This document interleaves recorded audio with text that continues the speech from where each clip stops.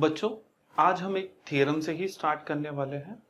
बच्चों जो पहला थ्योरम हम ज्योमेट्री में पढ़ेंगे वो है बेसिक प्रोपोर्शनैलिटी थ्योरम। मैंने लिख रखा है बेसिक प्रोपोर्शनैलिटी थ्योरम। बच्चों ये एक बहुत ही इंपॉर्टेंट थ्योरम है और काफी बार एग्जाम में पूछा गया है, तो प्लीज ज्यादा ध्यान दीजिए। ठीक है, चलो मैं स्टेटमेंट पढ़ता हूं बच्चों। यहाँ पर स्टेटमेंट क्या बोल रहे हैं, वो बोल रहे हैं हमें if a line parallel to a side of a triangle, if a line is parallel to a side of a triangle, intersects the remaining sides in two distinct points, then the line divides those sides in same proportion. इतना तो हमें पता है। Statement में then के आगे जो भी होता है बच्चों वो हमें टू प्रूफ में लिखना होता है, और देन के पहले जो भी होता है बच्चों वो हमारा गिवन होता है। तो इन्होंने हमें दिया इफ अ लाइन पैरेलल, तो हमने बना लिया कि if a line is parallel to a side of the triangle, और उसी को गिवन में लिख भी दिया। Line L is parallel to line BC. Line BC लिखो या साइड बीसी लिखो बच्चों, दोनों चलता है। आगे उन्होंने कुछ और दिया था, intersects the remaining sides in two distinct points. मतलब ये जो लाइन है ये बाकी दोनों साइड्स को बच्चों दो पॉइंट पे इंटरसेक्ट कर रहा है, ऐसा उन्होंने बोला था। तो उसी को हमने सेकेंड स्टेटमेंट में लिख दिया है। Line L intersects A B and side A C at points D and E respectively. आगे बच्चों उन्होंने बोला प्रूव करिए then the line divides those sides in same proportion। Means बच्चों आपको प्रूफ करना है कि ये लाइन ने इन दोनों साइड को सेम प्रोपोर्शन में डिवाइड किया है। वो क्या है बच्चों, आपको प्रूफ करना है AD upon DB is equal to AE upon EC। बच्चों अगर आपको क्वेश्चन क्लियर हो गया है तो मैं यहाँ पर कुछ कंस्ट्रक्शन बनाना होगा। कंस्ट्रक्शन बच्चों दो कंस्ट्रक्शन है, बट दोनों अगर मैं बना दूं तो बच्चों कंफ्यूजन हो जाएगा। एक बच्चों आपको बनाना है सेगमेंट डीसी और दूसरा बच्चों बनाना है, चलो बना देता हूं मैं, दूसरा बच्चों आपको बनाना है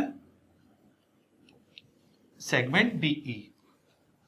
ठीक है, तो चलो बच्चों करते हैं ये सम को कैसे प्रूफ करना है।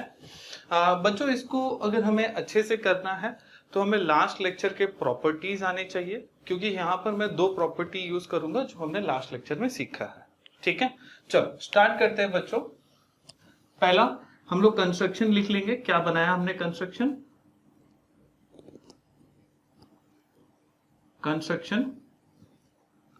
चलो कंस्ट्रक्शन क्या लिया है बच्चों, हमने लिया है joint segment DC and segment DE. एक ही है तो हमने लिख लिया joint segment DC and segment, देख लो फिर से, डीसी और डीई। क्लियर है बच्चों? ठीक है, अब क्या चालू करेंगे बच्चों, प्रूफ। ठीक है, प्रूफ।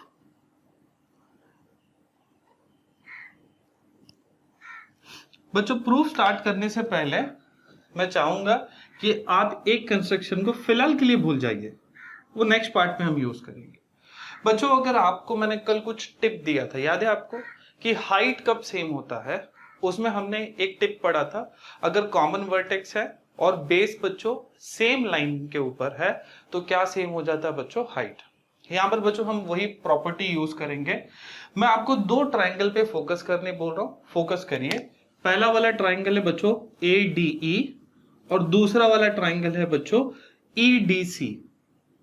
ADE EDC कहना से बच्चों ये दोनों में एक कॉमन वर्टेक्स दिख रहा है मुझे, देखो D। अगर D वर्टेक्स में मानो तो ये वाले ट्राइंगल का बेस कौन हो गया बच्चों, AE, और ये वाले ट्राइंगल का बेस कौन हो जाएगा बच्चों, EC। अगर किसको वर्टेक्स मानते हैं हम, D को। चलो लिख लेते हैं, triangle ADE and triangle EDC have common vertex। कौन है बच्चों कॉमन वर्टेक्स, देखो D ना, common vertex D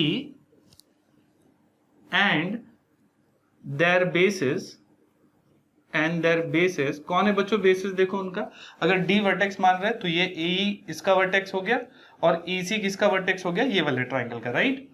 basis A E and E C lie on the same line या lie on straight line, दोनों चलेगा बच्चों, कोई दिक्कत नहीं है, lie on a straight line, ठीक है।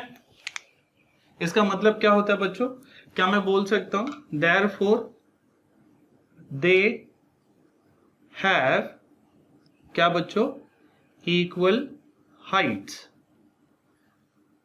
जो बच्चों को डिफिकल्ट लग रहा है प्लीज बच्चों लास्ट वीडियो देख कर आइए।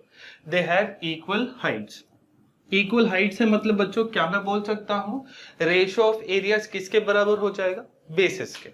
सो therefore area of triangle ADE upon area of triangle EDC will be equal to बच्चों दोनों के बेसिस, ADE का बेस कौन है बच्चों, AE अपॉन क्या हो जाएगा, EC, EDC का बेस क्या है, EC।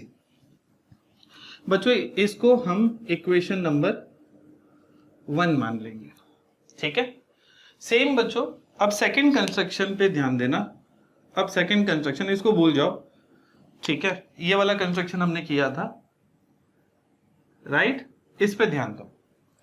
अब बच्चों फिर से देखो, अब E को वर्टेक्स मान लिया मैंने, अगर E वर्टेक्स हो गया, फिर से ये दोनों ट्राइंगल पे ध्यान दो, ट्राइंगल 1 और ट्राइंगल 2 पे, ये वाले ट्राइंगल का बच्चों ADE का अगर E वर्टेक्स है तो ये बेस हो गया, और ये वाले ट्राइंगल का देखो EDB का अगर ये क्या है हमारा वर्टेक्स, तो DB क्या हो गया उसका बेस। मींस AD और DB स्ट्रेट लाइन में है और दोनों का क्या है बच्चों, कॉमन वर्टेक्स E। तो कहना इसे ratio of areas will be equal to क्या हो जाएगा, बेसिस। सेम है बच्चों, खाली अभी ADE और EDB के लिए लगाना है। सो लिख लेंगे बच्चों triangle ADE and triangle EDB ना, हाँ EDB हैव कॉमन वर्टेक्स, बच्चों यहां पर वर्टेक्स चेंज हो गया, हमारा वर्टेक्स क्या हो गया, E, right, and their bases कौन है बच्चों, ऊपर वाले ट्राइंगल का बेस क्या हो जाएगा अभी, AD, एंड नीचे वाले ट्राइंगल का बेस कौन है, देखो EDB का अगर E वर्टेक्स है तो क्या हो जाएगा, BD, BD नहीं लिखते बच्चों, DB लिखते, ठीक है, DB lie on a straight line, lie on a straight line। तो क्या मैं बोल सकता हूं बच्चों, क्या मैं बोल सकता हूं, therefore they have equal heights, ये हमने लास्ट लेक्चर में टिप में पढ़ाया था मैंने आपको। अगर बच्चों इनका भी हाइट्स इक्वल है तो क्या मैं बोल सकता हूं, therefore area of triangle ADE upon area of triangle EDB is equal to, क्या मैं बोल सकता हूं इनका बेसिस को इक्वल होगा, इसका बेस क्या है AD और इसका बेस क्या है DB, तो हो जाएगा AD अपॉन DB। इसको बच्चों हम बना देंगे इक्वेशन नंबर 2। बच्चों हमारा ऑलमोस्ट काम हो चुका है, अगर आप इन दोनों को कंपेयर करोगे, हमको यही प्रूव करना है, देखो ना AE upon EC is equal to AD upon DB, यही प्रूव करना है, देखो AD upon DB equal to AE upon EC। बच्चों ये अगर दोनों का लेफ्ट हैंड साइड सेम होता तो हमारा काम हो गया होता। लेफ्ट हैंड साइड में बच्चों देखो ऊपर का तो सेम ही है ADE और यहाँ पे भी ADE सेम दिख रहा है, खाली अगर हमने EDC को सेम कर दिया किससे बच्चों, EDB से, अगर नीचे का दोनों एरिया अगर सेम हो जाए तो हम बोल सकते हैं फिर दोनों का राइट हैंड साइड भी क्या हो जाएगा, सेम हो जाएगा। बच्चों नीचे का विजिबल नहीं होगा, पहले इसका आप एक स्क्रीनशॉट ले लो या इतना कॉपी कर लो, तब मैं आगे जाऊंगा। चलो बच्चों आगे का प्रूफ देखते हैं। आगे का प्रूफ बच्चों मैं लेफ्ट साइड में कर देता हूं। ऑलरेडी बच्चों हमने फर्स्ट और सेकंड इक्वेशन यहां बना रखा है और ऑलमोस्ट हमारा काम हो गया है। खाली हमें प्रूफ करना है कि अगर इसका जो नीचे है कौन है बच्चों, ईडीसी, और इसके जो नीचे है ईडीबी, ये दोनों का एरिया इक्वल है। बच्चों अगर आप प्रॉपर्टीज को रिकॉल करो तो हम फोर्थ प्रॉपर्टी में बोलते हैं कि एरियाज आर इक्वल। कब इक्वल होता है बच्चों, जब उनका हाइट भी सेम है और बेस भी सेम है। चेक करो बच्चों, ईडीसी ये है और ईडीबी ये है। क्या मैं बोल सकता हूं बच्चों ये दोनों के दोनों ट्राइंगल किसके अंदर है, पैरेलल लाइंस के अंदर है। और अगर बी वर्टेक्स है ये वाले ट्राइंगल का और सी वर्टेक्स है ये वाले ट्राइंगल का, अगर ये वर्टेक्स है तो इसका बेस डी हो गया और बी वर्टेक्स है तो इसका भी बेस डी हो गया। मींस बच्चों इसका हाइट भी सेम है और बेस भी सेम है। मींस बच्चों दोनों एरिया भी सेम होगा। चलो कर लेते हैं, ज्यादा अच्छे से आपको आइडिया आएगा। कैन आई से बच्चों triangle ADE and triangle triangle EDC and triangle EDB lie between parallel lines,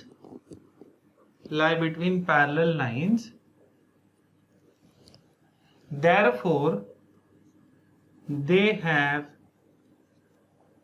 equal heights।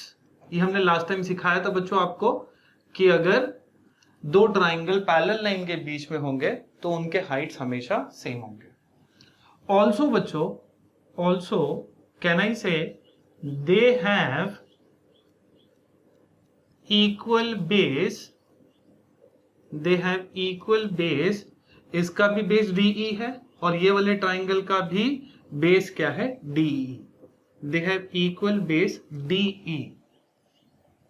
Therefore can I say fourth property क्या बोलते हैं बच्चों, area of triangle EDC upon area of triangle EDB will be equal to बच्चों 1/1।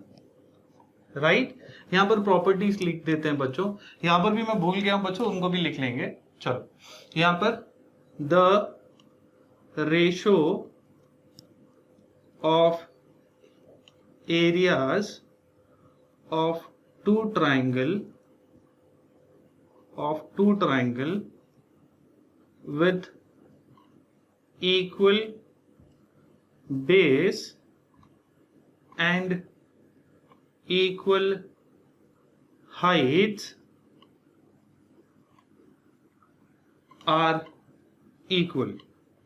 बच्चों ये statements को please याद कर लो। यहां पर भी बच्चों अगर वो हाइट सेम है तो it will be equal to bases. यहां पे रीजन भी आएगा, पहले मैं रीजन लिख लेता हूं। Reason will be triangles with equal heights, और उसको बाद में इक्वेशन नंबर 1 बना लेना। सेम यहां पे भी रीजन आएगा, सेम है ट्राइंगल्स with equal heights। ठीक है, और इसको बाद में क्या बना लेना है, इक्वेशन नंबर 2। ये हो गया बच्चों 1/1। नेक्स्ट स्टेप में बच्चों क्या मैं क्रॉस मल्टीप्लाई कर दूं, तो क्रॉस मल्टीप्लाई करके क्या होगा, देखो एरिया ऑफ ट्राइंगल ईडीसी, ये 1 आके यहां मल्टीप्लाई हो जाएगा और ये जाके उधर जाके 1 से मल्टीप्लाई हो जाएगा। तो क्या आ जाएगा बच्चों, एरिया ऑफ ट्राइंगल ईडीबी।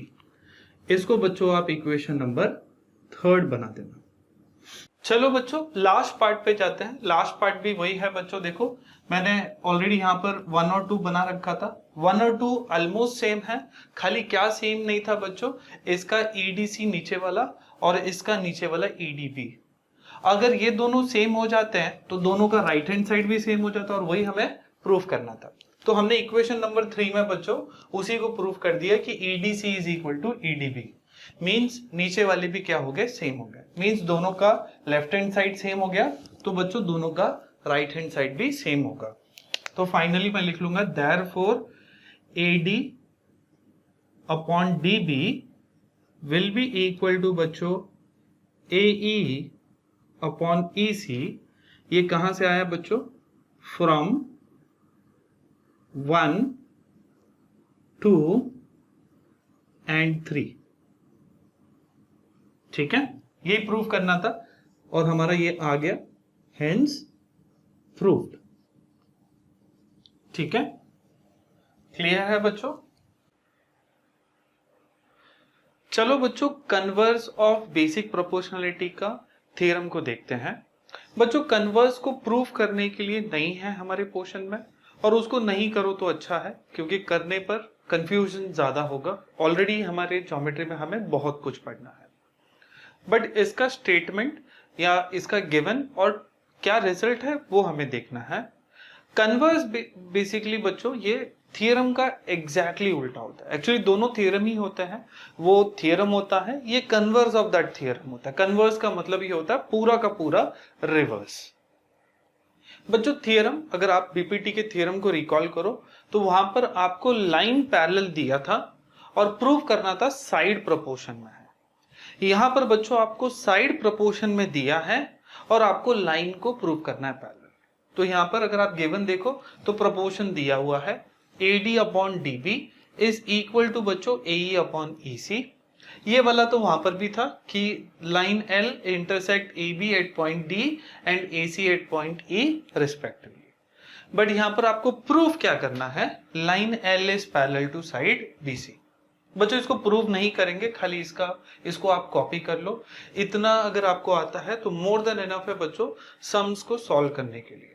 ठीक है, थोड़ा सा मैं आपको एक आइडिया दे देता हूं बच्चों। बेसिक प्रोपोर्शनलिटी थ्योरम को BPTB बोलते हैं और converse of basic proportionality theorem को कन्वर्स ऑफ BPTB बोलते हैं। आप रीजन में भी यही यूज कर सकते हो, BPT और कन्वर्स ऑफ BPT। तो बच्चों, BPT क्या था? अगर आपको एग्जाम में एक सम आया, उस सम में बच्चों अगर आपको साइड लाइन पैरेलल दिया हुआ है और साइड निकालने बोला है, 3 साइड दिया होगा, AD, DB, AE और EC फाइंड करने बोला होगा, तो आप क्या यूज करोगे बच्चों? BPT। अगर बच्चों एग्जाम में आपको चारों साइड दिए हैं, मतलब AD दिया है, DB दिया है, AE दिया है, EC दिया है, और प्रूफ करना है कि लाइन पैरेलल है, लाइन पैरेलल प्रूफ करने आया, तो कौन सा थ्योरम यूज होगा बच्चों? Converse of BPT। तो ये आप थोड़ा सा याद कर लो। अगर साइड निकालना है या प्रोपोर्शन फाइंड करना है तो BPT यूज होगा, और अगर लाइन को पैरेलल प्रूफ करना है तो क्या यूज होगा बच्चों? Converse of BPT। इसको प्रूफ करने का बच्चों कोई पॉइंट नहीं है, तो इसको कॉपी कर लो। चलो हम नेक्स्ट कंसेप्ट पे चलते हैं। चलो बच्चों, हमारा नेक्स्ट कंसेप्ट स्टार्ट करते हैं। बच्चों, हमारा नेक्स्ट कंसेप्ट ये एक प्रॉपर्टी है, प्रॉपर्टी ऑफ एंगल बाइसेक्टर। मैंने यहाँ ऊपर लिख रखा है property of angle bisector of a triangle. चलो स्टेटमेंट पढ़ते हैं बच्चों, क्या बोल रहा है स्टेटमेंट हमें? स्टेटमेंट बोलता है हमें, in a triangle the angle bisector divides the side opposite to the angle in the ratio of remaining sides. Means बच्चों यहाँ पर वो बोल रहे हैं आपको कि in a triangle ABC the angle bisector, यहां पर एंगल बाइसेक्टर कौन है बच्चों? AD, it divides the side opposite to the angle. Angle कौन है बच्चों? A के ऑपोजिट में कौन सा साइड है? BC को वो डिवाइड करता है इन the ratio of remaining side. Remaining side कौन है बच्चों? AB और AC। इन अदर वर्ड्स बच्चों आपको प्रूव करना है BD upon DC is equal to AB upon AC। तो वही बच्चों हमने 2 प्रूफ में लिख रखा है। और आपको गिवन क्या है? गिवन में सिर्फ एक ही है कि AD क्या है? बाइसेक्टर। बाइसेक्टर का मतलब दोनों एंगल सेम होगा बच्चों, BAD और CAD। बच्चों इसको प्रूव करने के लिए हमें एक कंस्ट्रक्शन की जरूरत पड़ेगी। क्या है वो कंस्ट्रक्शन? मैंने रेड से ड्रॉ किया हुआ है कि हमें एक लाइन बनाना पड़ेगा बच्चों CE पैरेलल टू DA। तो हमने वही लिखा है कि हमने यहां लिखा हुआ भी है, draw a line passing through C parallel to AD, also that line intersect BA at point E। वही चीज को हमने यहाँ पर लिखा हुआ है, draw a line passing through C parallel to line AD and also intersecting line BA at point E। Clear है? अगर इतना आपको बच्चों क्लियर है, सम का अगर आपको स्टेटमेंट क्लियर है, तो मैं प्रूफ स्टार्ट करूं। चलो बच्चों प्रूफ करते हैं। प्रूफ में बच्चों before I start with the proof, आपको प्लीज रिकॉल करना पड़ेगा कि बीपीटी क्या है। हम यहां पर पहले बीपीटी लगाएंगे। चलो कैसे लगाएंगे मैं बता रहा हूं आपको। यहां पर देखो बच्चों, एक ट्राइंगल मैं आपके लिए बना रहा हूं। अगर मैं आपको बोलता हूं ये जो लाइन है, ये जो लाइन है इसको पैरेलल है, तो बीपीटी हमें क्या बोलेगा? बीपीटी बोलता है हमें this side upon this side will be equal to this segment upon this segment. तो वही चीज को यहां लगाओ, देखो बी ई सी, ये बड़ा वाला ट्राइंगल दिख रहा है आपको, इन ट्राइंगल बी ई सी। क्या मैं बोल सकता हूं AD is parallel to EC? वही चीज हमने कंस्ट्रक्शन में लिया है। चलो मैं लिख के भी करता हूं ताकि ज्यादा अच्छे से क्लियर हो। हम पहले ले लेंगे बच्चों in triangle BE C, can I say बच्चों segment AD is parallel to segment EC. क्यों लिया बच्चों हमने? ये हमने कंस्ट्रक्शन में लिया है, राइट? तो हमने कंस्ट्रक्शन में यही बोला है कि line AD is parallel to line EC, ठीक है। सेकंड बच्चों, अगर ये पैरेलल हो गया तो हम बीपीटी यूज कर सकते हैं। और बीपीटी क्या बोलता है? अगर ये लाइन और ये लाइन पैरेलल है तो this side upon this side will be equal to this side upon this side. जरा यहां लगाओ, यहां कहना इसे बड़ा वाला ट्राइंगल देखो, this line is parallel to this line, तो कहना इसे BD upon DC will be equal to AB upon AE। चलो लिख लेते हैं, therefore BD upon DC will be equal to बच्चों AB अपॉन AE। ये साइड अपॉन ये साइड, एक साइड क्या है बच्चों AB upon AE।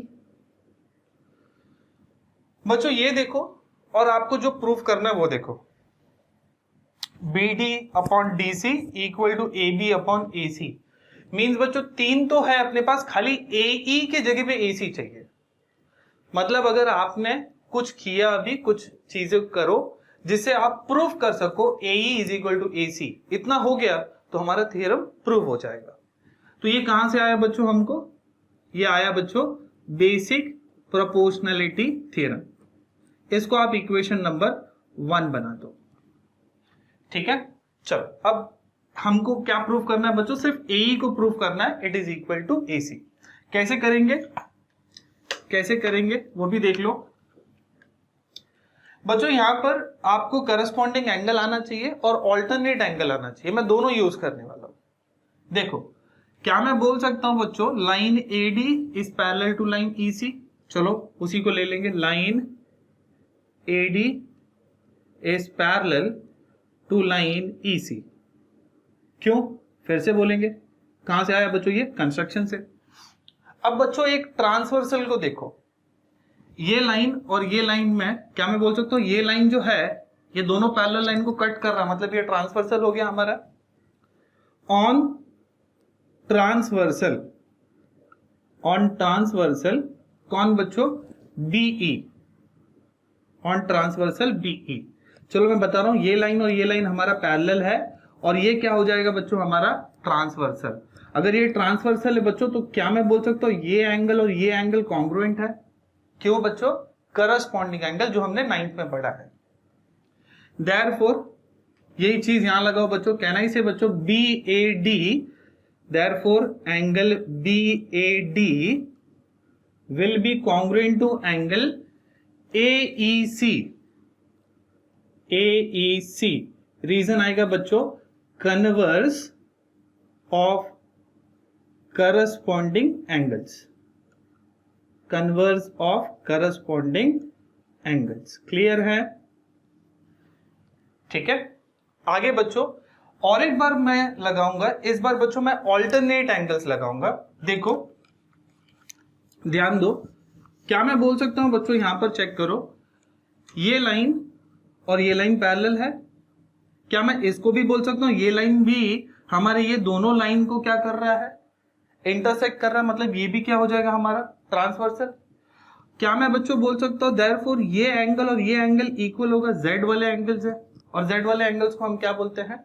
Alternate angles. चलो ले लेंगे, फिर से line AD is parallel to line EC। क्यों बच्चों? कंस्ट्रक्शन। अच्छा, आई फॉरगॉट, इसको क्या ले लो बच्चों? Equation number 2। इक्वेशन नंबर 2, चलो मैं रेड से बना देता हूं ताकि थोड़ा हाईलाइट होगा। इक्वेशन 1 और इसको बना देते बच्चों हम इक्वेशन 2। ठीक है, चल आगे ऑन ट्रांसवर्सल। अभी ट्रांसवर्सल देखो बच्चों, एक्चुअल फिगर को देखो और बताओ मुझे क्या होगा। ऑन ट्रांसवर्सल पहले तो हमने BE लिया था, अभी जो होगा ये वाला ट्रांसवर्सल है। ट्रांसवर्सल का नाम क्या है बच्चों? AC। एंगल बताओ कौन कौन से angle? Therefore angle DAC will be equal to बच्चों ACE। Angle DAC will be congruent to angle ACE, right? ये क्या होगा बच्चों? रीजन क्या आएगा? Converse of alternate angle test.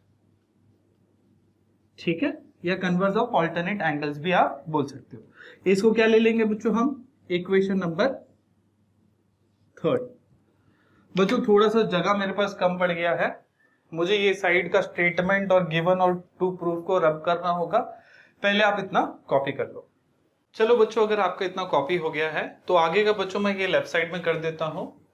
चलो, ऑलरेडी हमने बच्चों फर्स्ट, सेकंड और थर्ड इक्वेशन बना दिया है।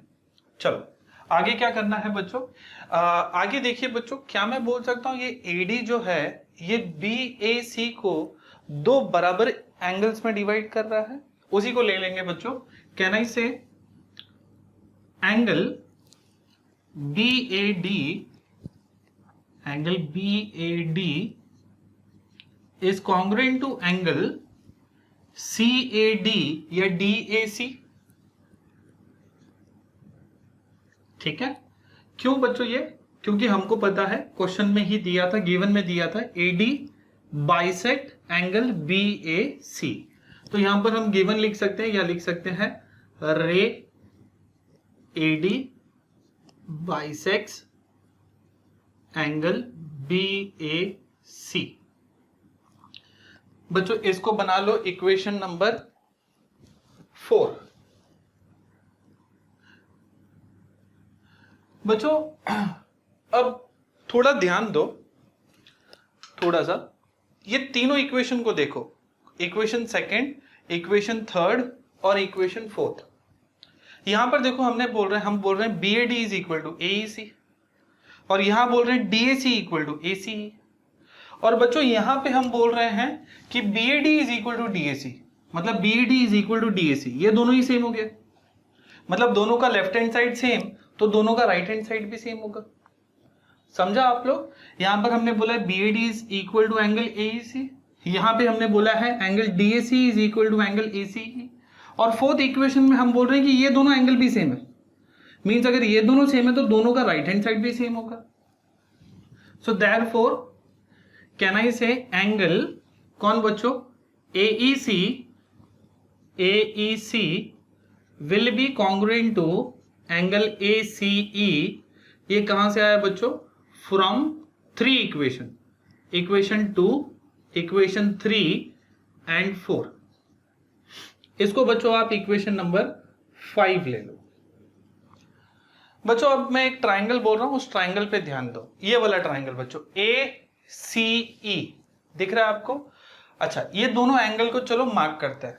एंगल दिख रहा है आपको AEC, ये वाला एंगल है एंगल AEC, और ACE देखो बच्चों ये वाला एंगल है। मींस बच्चों हमको पता है ये ट्राइंगल में ये दोनों एंगल कॉन्ग्रुएंट है। तो बच्चों अगर आपने लास्ट ईयर एक थ्योरम पढ़ा था आइसोसेलेस ट्राइंगल थ्योरम, दोनों एंगल कॉन्ग्रुएंट है तो उसके ऑपोजिट साइड भी कॉन्ग्रुएंट होंगे। उसी को हम लोग यहां करेंगे। इन ट्राइंगल, ट्राइंगल का नाम बोलो बच्चों ACE।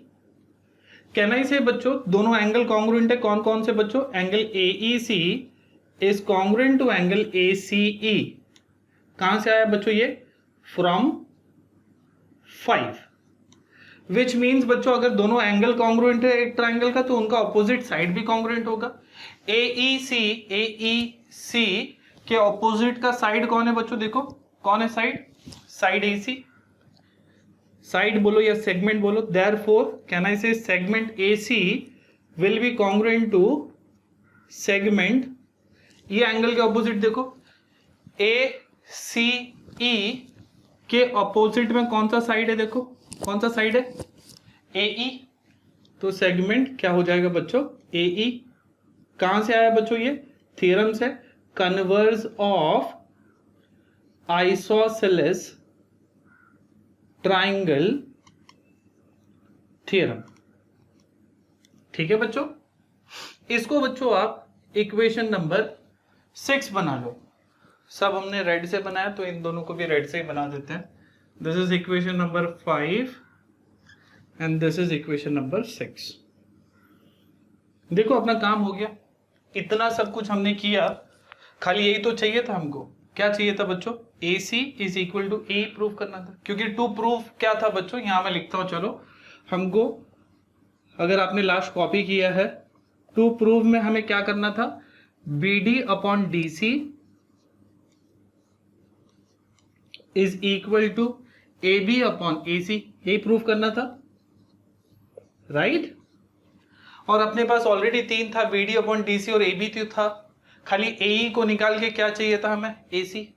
क्या हम अब कर सकते हैं? हाँ, क्योंकि हमें यहां मिल गया, देखो AC इज इक्वल टू क्या मिल गया? AE।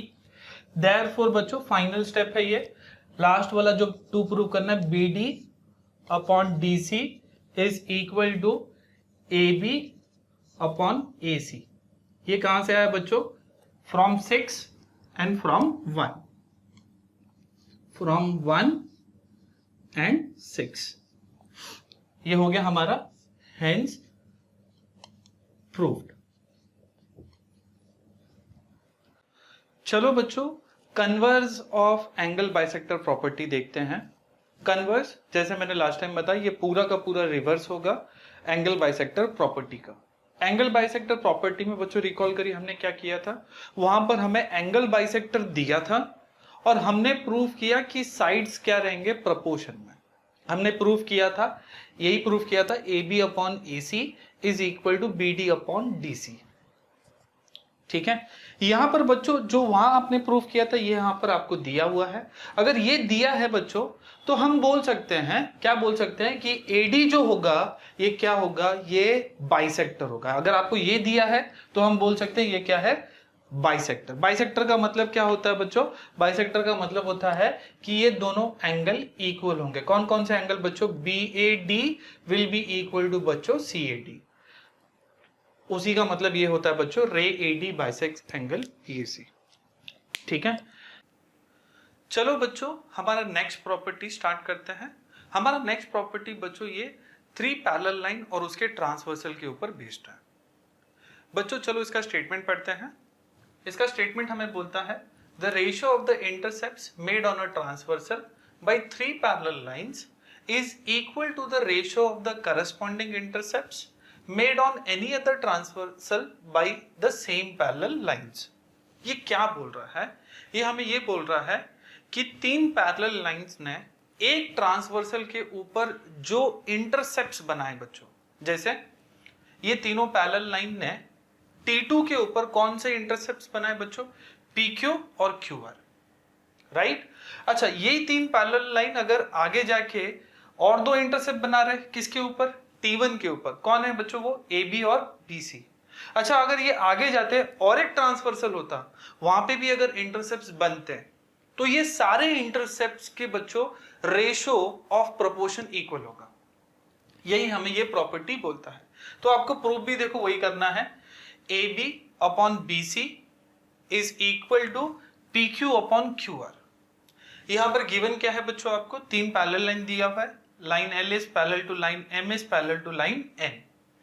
T1 और T2 क्या है? हमारे ट्रांसवर्सल, वही लिखा है मैंने यहाँ पर, line L M N parallel है।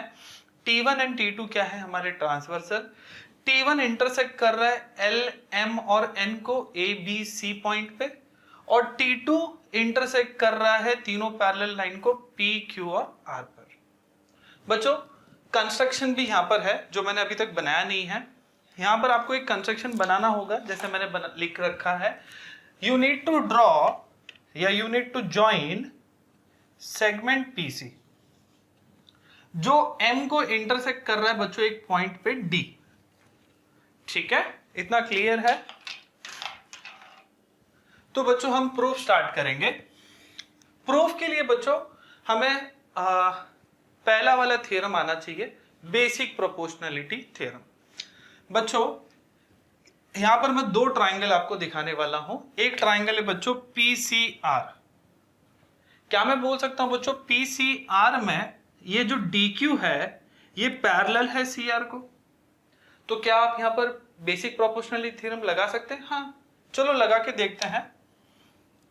In triangle PCR, in triangle PCR, कहना इसे बच्चों line DQ is parallel to line CR।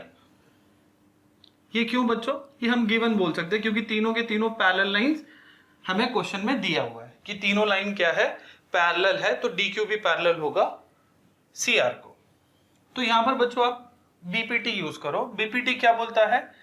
PD upon DC, PD upon DC will be equal to बच्चों क्या होगा? PQ upon QR, PQ upon QR। ये क्या है बच्चों? हमारा बेसिक प्रोपोर्शनलिटी थ्योरम। इसको बच्चों आप इक्वेशन 1 भी बना लो। और एक बच्चों मैं आपको बोलूंगा, और एक ट्राइंगल अभी मैं आपको बताऊंगा, उस पर थोड़ा ध्यान दीजिए। कौन सा ट्राइंगल है बच्चों? ACP दिख रहा है आपको? C वर्टेक्स है, ये लाइन जो है BD ये पैरेलल है AP को, वही लिखेंगे। इस पे भी हमको BPT लगाना है। In triangle CAP, in triangle CAP क्या मैं बोल सकता हूं बच्चों लाइन BD पैरेलल होगा AP को? क्यों? गिवन में दिया है line BD is parallel to line AP। ठीक है, क्योंकि हमको पता है ये पूरा लाइन जो है L ये पैरेलल है M को, तो ये वाला पार्ट और ये वाला पार्ट भी पैरेलल होगा। इसका भी रीजन हम लिख सकते हैं बच्चों गिवन। अब बच्चों यहां पर भी आपको क्या यूज करना है? BPT। अगर ये वर्टेक्स है तो क्या मैं बोल सकता हूं this side upon this side will be equal to this side upon this side. उल्टा भी ले सकते हैं, कोई दिक्कत नहीं है। क्या मैं बोल सकता हूं AB upon BC will be equal to बच्चों PD upon DC, PD upon DC। ये कहां से आया बच्चों? आपको बेसिक प्रोपोर्शनलिटी थ्योरम। इसको बच्चों आप इक्वेशन नंबर 2 बना लो। बच्चों अब दोनों इक्वेशन को चेक करो, इक्वेशन नंबर 1 और इक्वेशन नंबर 2। आपको इसका लेफ्ट हैंड साइड और इसका राइट हैंड साइड सेम दिखेगा। अगर इसका लेफ्ट हैंड साइड और इसका राइट हैंड साइड सेम है तो इसका राइट हैंड साइड और इसका लेफ्ट हैंड साइड भी सेम होगा। So therefore can I say बच्चों AB upon BC is equal to क्या आ गया हमें? PQ upon QR। कहां से आया बच्चों? From 1 and 2। ठीक है, हेंस यही तो प्रूव करना था हमें, तो हमारा प्रूव हो गया, हेंस प्रूव्ड।